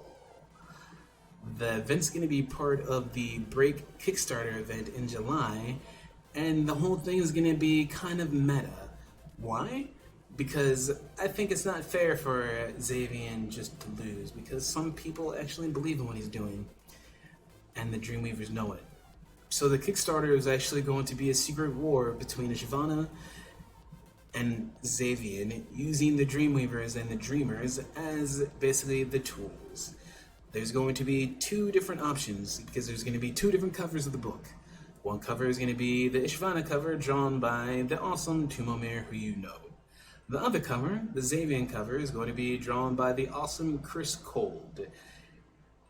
And depending on which side wins, depending on if people order the Ishvana one or the Xavian one, the interior of the book will basically be that god showing how they win and basically take control of the tapestry. So yeah, it'll be cool. Look forward to that. We're going to start hyping that up. Probably another week or so. I got to finish some other stuff, and that way we can do full attention. But told you I want to do a graphic novel, and we're doing one. So what's up? Secret project. This is the kind of stuff I love to do. So that's what I'm saying. Like, even though, like, I know Welcome to Tycor is taking a while, and that takes a while, I can just write. I can just sit down and just write, and that's what I'll do. I'm like, man, you know what would be cool? Graphic novel. People are like, yeah, graphic novel would be cool. I'm like, yeah, graphic novel would be cool. So, yeah. So look forward to seeing that. We're gonna do that. It'll be super cool, super cool. And this one should be out. So my thing is, I always like to give long release dates because as a gamer, I hate hearing a release date and you get excited and they're like, JK. So, but this one will be pretty awesome. Once again, it's an art thing, but it's more of a graphic novel versus like full character creation. So I'm hoping that we can get it out by the end of the year. So either way, it's super cool. Graphic novel, it'll be awesome. And some of the art's gonna be dope, man. Some really good artists. I really had some really great people respond, and I was able to find some really awesome talent. It's gonna be dope. So look forward to that. So, such a cool title. Work in progress. There's still like, this is probably not the final one, obviously. I say obviously, but yeah, it's not the final. But it's gonna be similar to that ish. So yeah, super cool. So, questions, now that we are toward the end of the little anniversary stream and I have shown off all my lovelies. My lovelies. I love this stuff. I love Swordsfall. It's like my favorite thing to do. I don't think you could stop me from writing. I'd be like, no! I need to write. I love that. Lynn is mind blown. Yeah. I like keeping stuff under wraps. I definitely understand why studios like to do like random reveals and be like, it's fun. It's hella fun. So spread the word, tell your friends. That's a thing. That's coming. Yeah. I had a question, but the graphic novel threw me and I forgot.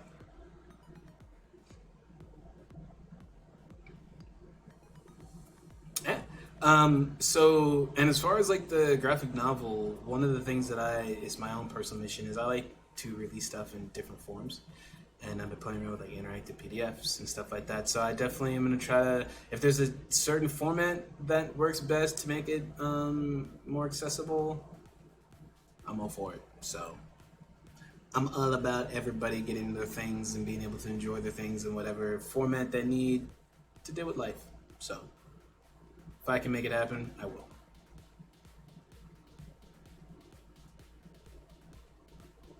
What up? Even if it hasn't been answered, I can be answered. I can answer it again. Barcode. Only if I get to eat my Pop-Tart.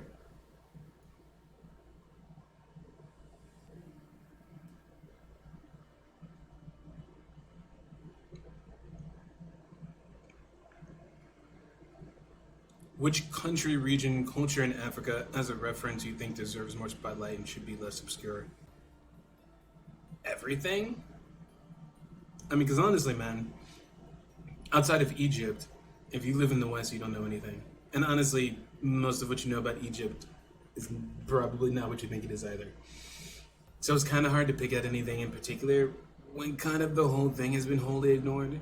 And even when you know how ignored it's been, looking it up and doing research, it's like I constantly had this whole, wow, I knew nothing about Africa. Like I knew less than nothing. Wow. Like constantly surprised. So I can honestly say all of it. You could throw a dart at literally the map of Africa, and wherever you land, there's some cool ass shit nobody's talking about over here. Like honestly, it's almost like it's a gold mine of like ideas. And one of the things that perplexes me the most is through Swordsfall, I've almost realized in a weird way how much people have been held back by not embracing diversity. Because we talk about how trite stories are. And if any good writer had access to any of this information from Africa, or the tales and the stories, the biome, all that, oh god, this is inspiration at the ass. Like, all of it, homie. Like I know it feels like a cop-out question, but I mean, there's no one place I could name that someone could make a better argument for something else and be totally right. The whole thing has just been somewhat ignored, honestly. You would think it would be crazy that a continent could be ignored, but the continent has been ignored as a whole. What up, the Unabridged Gamer? Am I planning some kind of stream podcast for when you run an RPG? Oh yeah, there'll be all that kind of stuff. Honestly, probably won't be me. I've had so many requests of people who want to do shows and stuff like that, that honestly, I'll probably put more of my effort into helping out other people do their shows. Honestly, I'd rather show up as like a guest and like be a guest like director and help someone else than anything else. You know. So, but for sure, you will for sure see the RPG in the stream. I can literally guarantee you that. So, made by people better at it than me.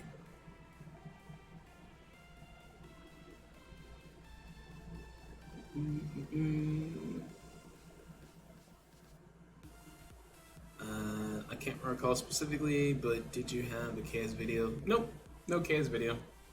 Did not make a Kickstarter video. Not at all. Didn't even think about it. And they say you're supposed to do one. Nah.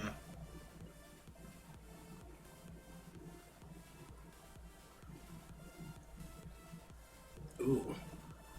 Hit a bad table. That's freaking rough. Ooh. Yeah, that sounds like a net neutral.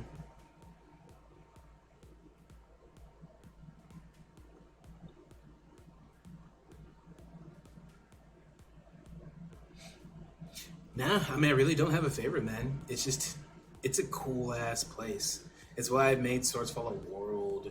I mean, it's a cool ass place, dude. I continually come across new stuff every day. I mean, you know, like you just had to think about the bountifulness of it. Like I am a novice when it comes to the information in there. I'm constantly learning new cultures and new shit, and constantly like, what? That's awesome. That's awesome. So, I mean, honestly, it's all awesome.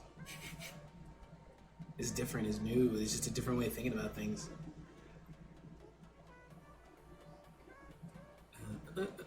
Works for me. Good. Nah, I mean, honestly, it may more depend on your crowd, but more than anything else, I think they say make a video because most people are trained to sanitize their language and sanitize their voice out of their writing, right? The strong suit of Swordsfall and me in particular is that you know me, you hear me, there's a tone to my writing, there's a voice to it because I don't remove myself from my writing. So it doesn't feel like you're buying a soulless product from somebody random. You know, you feel my passion. Even if you don't like it, you know what I'm in, like you know I'm in 100%. So I feel like a video is really good for those people who either don't know how to do that or they don't do that. So the video is their way to remind people that they are human. And I didn't really have to do that because I did that from the get-go. I made it very clear. I named names, I put up photos, you know, so I made it very personal from the get-go. And I feel like that let me get away with not having a video. Honestly, I don't think having a video would have helped. I don't see how having a video would have made us any more money. And that would just been crazy, you know? So pictures also help too, you know? We had art. I made sure to pay out of my own pocket beforehand to get art. You know, the Minos piece was done. The Griad piece was done before we started it. And then he did he made like Isola and Dead Quivers during it. But before that, like, you know, out of my pocket. So art helps too. It goes a long way. Here's a question, DM to DM. How do you approach figuring out a good NPC character death that doesn't feel cheap to your players? There's no such thing. When people die, they die. The cheapness is directly related to how someone feels about the character. People feel cheap about the death of an NPC because they never felt like a person. They felt like a piece of equipment, and they're mad because they didn't get the full use out of the vacuum cleaner before they died. If anything, I feel like if people think that something is cheap, it's because you didn't really characterize them, you know? Because for anything that you could say would be a cheap death, you could probably find a movie or a book where someone died the exact same way and people had a more positive reaction. And it's usually because of that character itself. So really the challenge is, how do you try to maximize your time with an NPC so that people care about them, but not necessarily have to hog time? I usually do that by attaching an NPC to someone in the story, like in the player group. Not necessarily at the hit, but I've always had the long-standing practice of having people make some sort of background. And I've gotten to the point where I actually had like a little, like a worksheet. It was like 2 pages. It was just like nothing crazy. It was like the stuff that you should know, and we kind of assume people know, and then we're shocked when they don't know. So I just made you write it out. Didn't have to be long. Didn't have to be short. Just you write it out, and you'd be surprised. Like you get some good stuff. And so I would pull out NPCs who would have something just tiniest in common, and that makes it connect to the players. They're from the same hometown, or you knew so and so. There's a personal element, or I might give them interesting lines and a certain personality, stuff like that, just to make them feel like a person. And I just do what I do. You know, and if you make them feel like a person, he could be the dumbest death in the world and people will still care. I mean, assuming you're not going out of your way to have a dumb death, you know. But, yeah, cheap is just about experience. And it's a double-edged sword. If you make too good of an NPC, people will be still mad because they love that NPC and you killed their favorite NPC, so balancing act.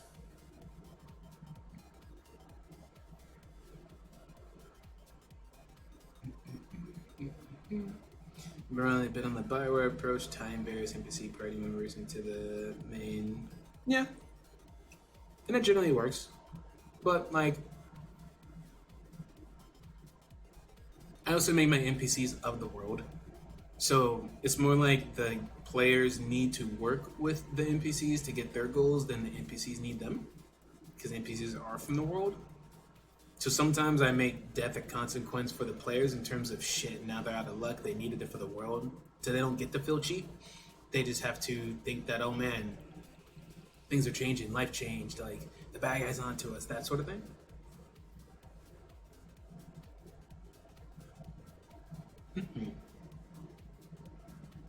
In Swordsfall, what I do is connections are something that you earn, almost like money. So if you pull a connection out to the field, you're kind of responsible for their life, because if they die, your connection died. Oops. So. No problem, man. I love talking about this stuff. I love talking about anything. It's whatever, man. I always had I used to joke that my dream job was to be the kind of philosopher who would just get to lay on the steps of the Pantheon and just philosophize all day. Yeah. I'm down to do that with RPGs all day. So yeah. I feel like this was a good little anniversary stream. Man. I think this graphic novel is gonna be dope. Welcome to Tech was gonna be dope. I hope that people feel a little bit better knowing that the RPG is a real thing and they've heard some stuff. I know they don't hear as much as they like. I get it. Once again, I just know that if I start pulling apart the RPG parts, it's just we get into a rabbit hole, and then we're talking about that go. We don't need that.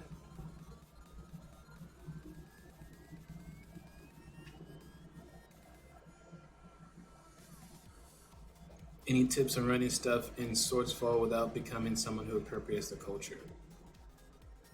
So remember I said about the NPC in terms of making it alive? Same thing with cultures. People like to take a bullet point of things they think is a culture. And that in itself is literally what is the appropriation part. Trying to reduce something to a checklist. I feel like the biggest thing is people have to remember is people are people, and that people are not a monolith, and therefore people wildly change and they can be wildly different. I don't put in any sort of weird racial rules or anything like that in my game because I don't believe in it. I think it's weird. I think it's weird that people think it's a thing. Well, you do you. But in terms of appropriation, it's not a costume. You know what I mean? You don't have to decide to put on an accent to play someone in Swordsfall. Like, do you put on an American accent when you're someone in America? You know what I mean? It's one of those weird things. So I think there's certain parts that people have to remember is the showmanship part that they find adorable and really has nothing to do with the culture. So really in Swordsfall, I feel like if you are pulling something out for the culture just because it sounds cool, that's appropriation. If you pull it out as a whole, the whole chunk, so that's why I pull like the whole chunk of Africa out. I didn't just pick and choose the things I wanted and just left the rest. Like, you got to pick the whole thing out. And ultimately, also, you have to realize why you put it in there. And if you put it in there for a reason, what purpose do they serve? If you remove them from your world, would anybody miss them? If so, that's probably when your culture appropriated. You know what I mean? Because you probably just put it in for a plot reason, and that's the problem. It shouldn't be the new, exotic, cool thing to go to, because once again, then that's when you've realized you've pulled them out and made them by numbers. You know, they should be an everlasting part of your world, and they should feel like a part of your world that's super important and super lived in. So, it's a weird answer, but culture is a weird thing because culture is often defined by people on the outside. And we too often don't look at culture from the people who actually live it, and that's always the mistake. So if you look at it as someone living in it and how they'd want to be represented, it makes a lot more sense. And it kind of goes back to what I said at the beginning of the stream, but sometimes you got to put yourself in the driver's seat. Like, I know for a fact that people wouldn't write black people the way they did if they put themselves in the driver's seat, because they'd be like, man, this sucks. No one want to live this. Yeah, so stop making a character live that shit. So, that sort of thing. And agreed, the world would be a better place if we paid people to be philosophers. Honestly, I know that for a fact. Because it is in its way a science, man. Like, and that's what I hate when people try to pretend like they know philosophy. And I don't mean that in a mean way, because philosophy is definitely something that everybody does.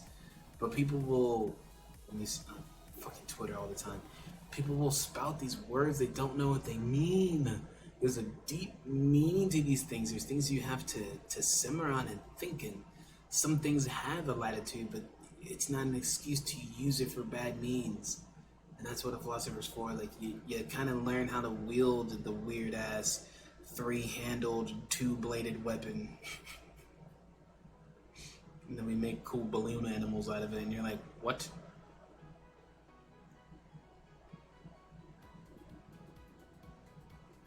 Good. I'm glad it makes sense. Because it's just, I feel like trying to take a rule set to have cultures is how you get a culture appropriation. You know, it's just it's a one word for multiple traps. It's like the common cold. It's one word, but it's still, you know, X amount of virus. The same thing with culture appropriation. It's not one singular thing. It's an approach. It's a viewpoint, you know?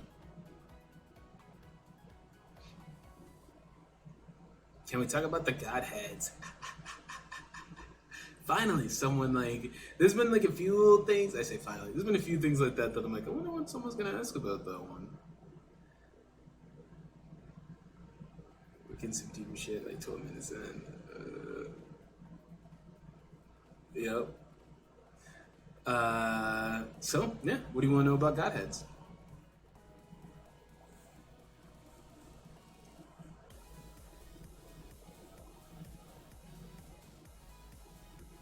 How they got in the box. What's in the box?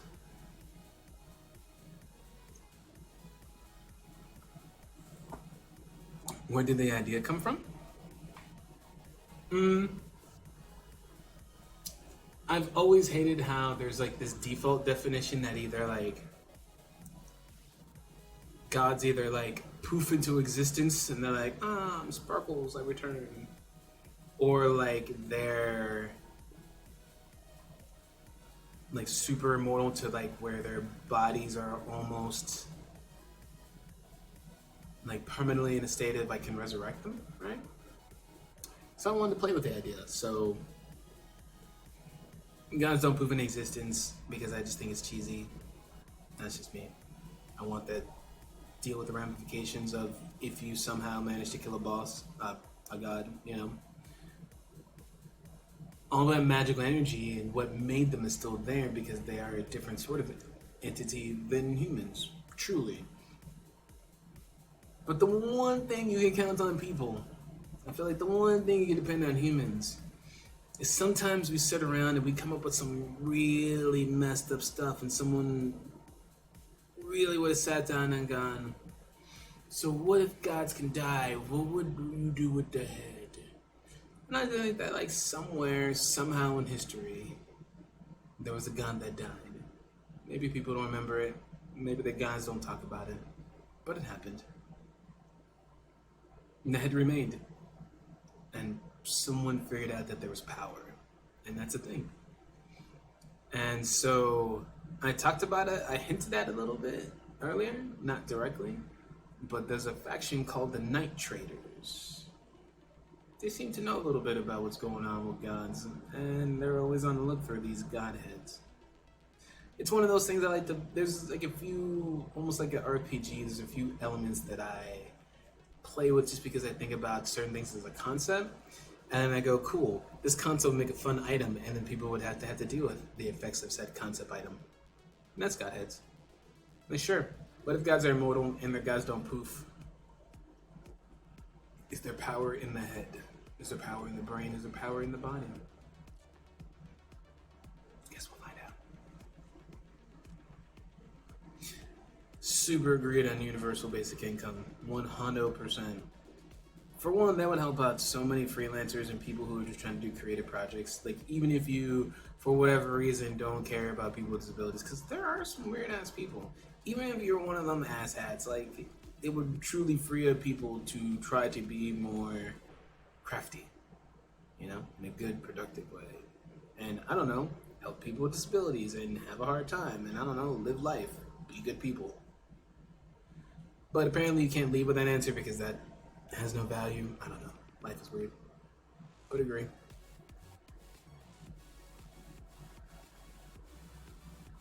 The godheads are going to be fun. You can look forward to those being like items that you rarely see, but when you do see them, they're like, oh shit, everybody wants one of those. One of my thoughts on the commonality of dystopian worlds, I'm so fucking sick of dystopian worlds. I spent, I swear to God, an hour going through Netflix yesterday trying to find something not dystopian. I'm like, I just don't want existential dread for one day. Please. Everything's a dystopia. Someone stop it. Please. I don't know. It's just, I'm really tired of it. Honestly. Honestly. Like, it's to the point where it's like, is it even creative anymore? Are we even trying to do anything new? Because it's like the ultimate reason to not have a coherent story or not to do something. Well, I mean, it's not racism, it's dystopian. Everything sucks. Everybody hates everybody. Oh, well, we're not being transphobic. It's a dystopian. They use it for a marketing clause. Oh, of course we have tons of rapists. It's just dystopia. It's just what happens. It's just become like the new excuse to instantly write in like boilerplate stuff and get away with it. Because there's this assumption that a dystopia never wraps up, so you never have to think about an ending. And if you do, it's just and then they walk off into the sunset because it's forever a dystopia. Yeah, it's just I don't like it. I don't like it. And I've gone from like being meh to like I feel like everything's a dystopia. And now people are using dystopia to defend stuff. And as a dude who actually like studied actual like the concept of dystopia, it kind of makes me want to pull my hair out because dystopia is not meant to be just about oppressiveness and make you sad and cut yourself. It's about showing what happens when X thing leads to X things. It's meant to show a lesson. So, where's the lesson in some of the dystopias, people? Because I don't feel like I get any lessons. So, Swordsfall is not a dystopia. Not anywhere close. Not a utopia. And not everything's perfect. But oh lordy. People do have fun and they do have happiness and they smile.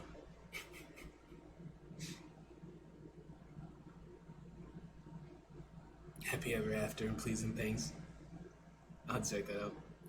Do you find it tougher to write conflicts outside of those type of settings? Oh God, not at all, dude. Not at all. That's one, and that's kind of what I'm saying. Like, conflict is conflict. Like, nothing has to suck for people to have issues.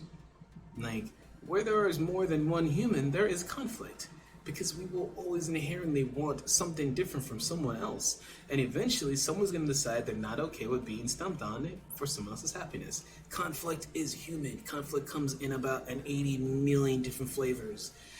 And dystopian is just a really easy way for them to hit conflict everywhere you go, because this is going to sound mean, I'm just going to say it, because it requires you to actually write other stuff. It requires you to think about how the world works. You can't just say it's broken and it's dystopia. You have to think about, okay, what's the government system? Who's going to run it? What stuff is going to do? Like, you have to build a world when you say it's not a dystopian. And I think that scares people, because then they have to write actual conflict, and there have to be actual stakes, and you'd have to think about something, because if someone dies, there's a reason. Like, but it's compelling. And it's why, like, usually most of the stuff that people really love is not dystopian, because it actually has real substance. So please, stop with dystopias. I just can't. I want a real story, and I want a conclusion, and I don't want to hate every character, because I feel like in dystopian, every character is allowed to be an asshat, and I'm tired of that too. Maybe I want a character that I want to take home and hang out with. Like, I miss characters that I'd want to drink a beer with, and I laugh, and I'm like, that's an awesome character. Let's have a beer. Instead, I'm like, you are a terrible garbage person, and I'm just watching this because it's like a train wreck? I'm good. I'm super tired of dystopian. Like, I legit spent an hour on Netflix trying to find something not dystopian, and I felt like I was going crazy, and I was like, why is everything dystopian? And I was like, hey, not dystopian. Oh, it's a teen fantasy. I'm like, So. And then you get the double effect where it's dystopian teen fantasy, and you're like, cool. So, like, for me, like, especially with Swordsfall, I write conflict in all sorts of different ways, right? Like, you don't have to have a dystopian for a war. Like, The Longest Night happens because it's not a dystopia. It happens because people have sort of drifted apart, but close enough to be there. And two different nations who think that they are right and think they know better throw down, not realizing that they're pawns at something else. Like, that doesn't require dystopia. There are people whose life weren't affected and the war changed. And that in itself is conflict. Imagine being the hero trying to tell people the world is ending because of X thing is happening, but no one in this place believes you because their life is totally awesome and totally fine. And you look around and you're like, what? Oh, cool. That's still conflict. Like, it's just not easy conflict, but it's tasty conflict. I write all sorts of different, like, random conflict, you know? Am I inspired by utopian fiction? Nope. I think it's a little bit hard for me just as a philosophy guy, because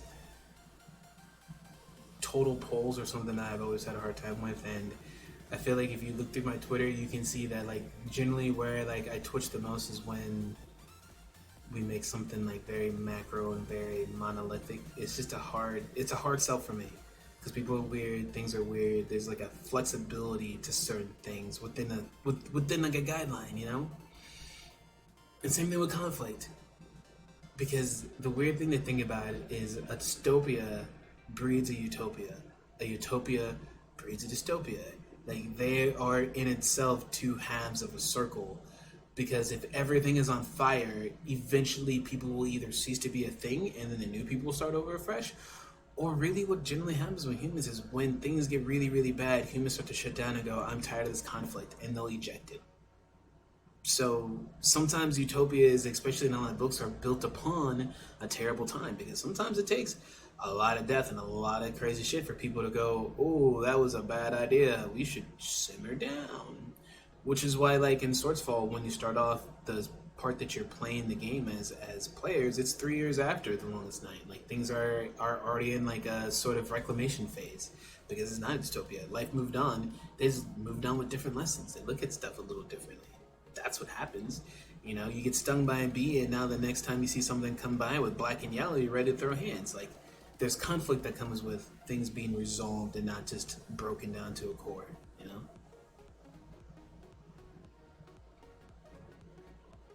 MC clung to imaginary friend after parents died and was scared to be institutionalized. Yep. Like, an interpersonal conflict is really the conflict that keeps people coming back the most. It's the hardest to write for because it requires it requires prioritizing the strings of a character's influence and needs over like the meta of a plot, you know. But when you do it, it makes it a lot more fun if you can keep it together, you know.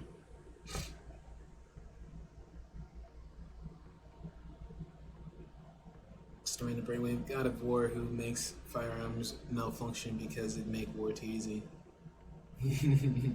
I mean, like you get stuff like that, man. Like, well, because and that's why I have the gods the way I do because I don't necessarily like how we like to personify deities. I feel like it's a easy and cheap way just to make them relatable to the players or the viewer, just so that they can be related to. When really, if you're thinking about something with power, if you gave your deities power, power changes things, and I think that sometimes we forget how power dynamics work. Like one classic example is what happens to people like when they win the lottery. And this is not to say like about the lottery curse, but like if you actually look at generally what happens and you read some of the stories, what they quickly find out is that life is actually different when you have a lot of money. You physically cannot actually operate the same. Your taxes are automatically filed differently. You are required to spend your money. You cannot have $1 million in the bank. The IRS will eat you alive.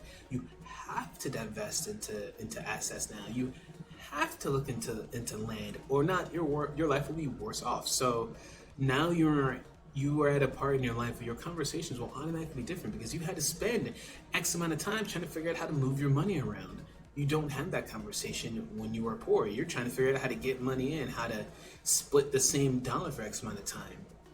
And the longer you go with those different parameters, the bigger the gulf is going to be. So imagine what it has to be like for a god where death is something that isn't even a thing.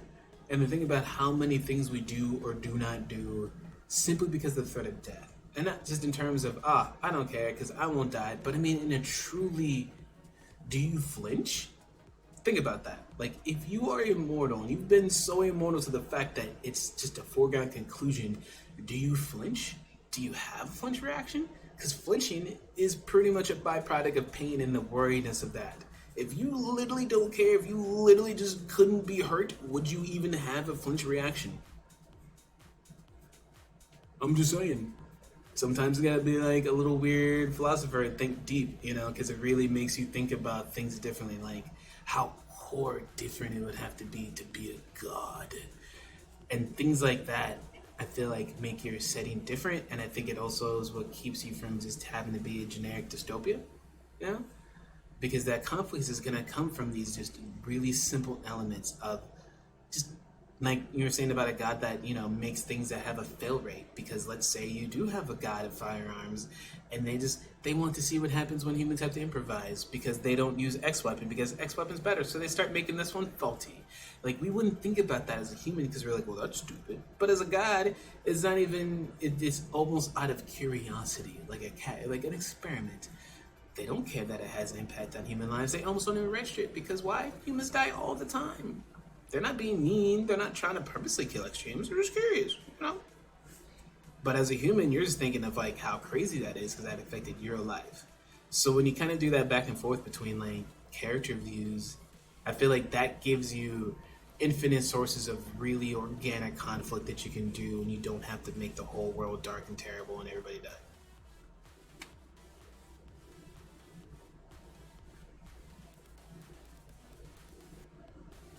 I enjoy hearing your take on these things. Yeah, welcome. Naturally, the work in Swordsfall, just like the idea divine intervention kills the NRA. Right? Those dumb chuckle fucks. Maybe personalized deities symbolizes and makes a motivation of, hey, he looks human, I can become as strong as cool with him. In a way, in Swordsfall, it's more like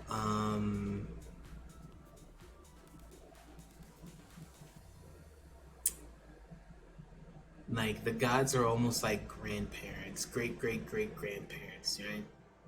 So they look at humans not in like you're an ant, like look at you down here, you small thing. They don't look at them as envious. They look at them as like they're permanent children that are stuck in their terrible twos. They love them, but sometimes they want to strangle them, but they don't, because that'd be bad. But they think about it. And the gods kind of have this same sort of relationship with them in Swordsfall. And I like to have like that sort of complication. I think that's kind of fun and interesting.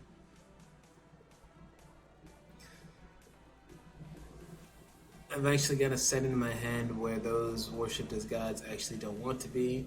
They've gone to the worshippers and tried to prove they're not gods, order them to stop worshiping, etc. Nothing works. The best they can manage is worshippers. Yeah, that's cool. I can dig that one.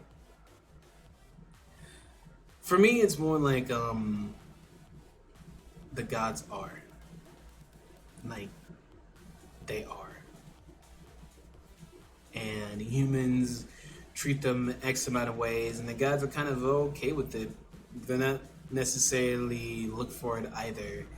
It's almost, and once again, I like to imagine it in a non-human way. So it's like the same thing as like your cat who brings you dead birds, and you're like, I really didn't want this dead bird, but I could tell that you really cared, and this was your offering. How do I nicely tell you not to bring dead birds? You can't understand anything I'm saying. Okay, I'm gonna rub you and throw this in the garbage. Maybe you'll understand. No, you brought me another one. Good kitty. Why do they keep bringing us this? Like that sort of thing. Like that's how I look at it. Like in terms of just a totally different level of looking at humans. I try to make them as non-human like in personality and how they think. Not alien, but they think on a different wavelength, you know. And humans think that they get it, and they're just like, okay, buddy. And humans die so fast too. Think about it. Like if you don't permanently write down how weird a god is, you're gonna die and it's gonna move on. So like even if a god is weird to you, or does some weird fucked up shit, that's kind of where it is. That's kind of where it stops. So in a weird way, I like to think that like humans are the ones who convince themselves how great and awesome these certain deities were. And the deities are just like, okay, buddy, you do you.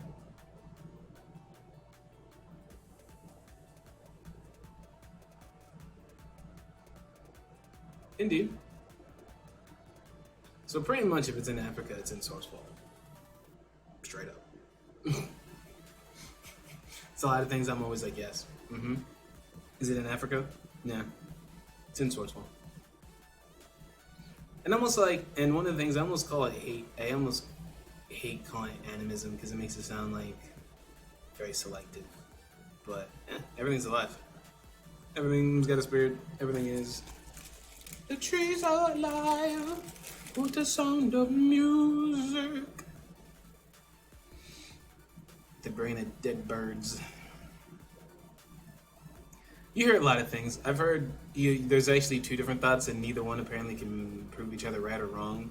Some people say it's because they think that you're the alpha, and then it's an offering. Some people say it's because it's the cat looking at you like you are the child and you need to eat. If anything, I feel like that kind of battens it down more. Like we don't really know. We try to like make up for it based on it, but it's not like the cat's telling us. We're just going, well, I think clearly it's because it likes us, you know. But like the cat just does it, and we go with it.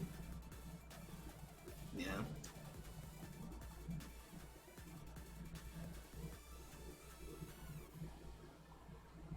Hey, see, it's loud. All right. Let's get a little stream. I assume this is a better time for people. This will probably be at a regular slot. I mean, not on a Wednesday. It'll be more on Tuesday. I just didn't want to do a Tuesday and a Wednesday and a Thursday, so I had time to write. So, yeah. Any other questions for the anniversary stream?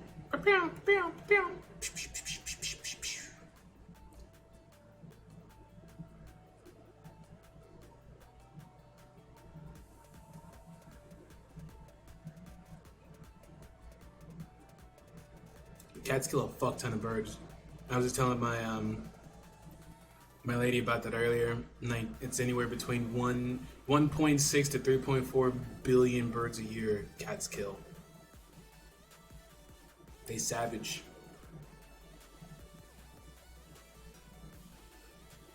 All right, see you later, GM and a kill.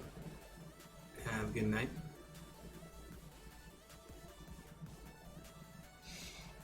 Yeah, I think I'm think that's about it for me, kids.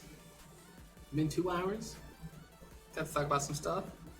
Got to drop some cool stuff. Starting up pretty much this weekend, you're gonna start seeing me on different stuff. I'm going to be interview with the DM Vault on Sunday. That'll be cool. And then I wait till after that to announce my first announcement on my stream, because I'll have some guests and stuff too, and we'll chop it up like this. Have some deep talks about some shit. Should be fun. The first guest, his first name is James. That's how you get. All right, peeps. I'm hoping you liked the stream. You liked what you heard. I'm still getting down this outro. For swag and whatnot, you can always go to swordsfall.com, as well as news and information. You can check us out on Patreon, patreon.com/Swordsfall. If you want to see stuff that's coming out and read spicy tweets and watch me delete trolls from the internet, you can follow me at Twitter, Twitter1. We on that Facebook. Facebook is, Swordsfall RPG. On Instagram, I don't know how to use Instagram, but I post to Instagram. Swordsfall RPG on there as well. And yeah, you know the Twitch channel. Yeah, so the next thing you should see is the book. We'll talk about the graphic novel more. You'll see a whole bunch of announcements, all that sign-up sheets, all that good stuff. So, all right, peeps. Thank you for showing for my birthday of Swordsfall. My actual birthday is July 31st, so we'll see what's up then. Yeah, Miss Swordsfall will be out. I think I'm playing. I'll figure out something. So, all right, peeps. Till next time. Everybody have a great day. Have a great weekend. If I don't stream before the weekend, I don't know. Take care, and see you on Taekwondo. Bye!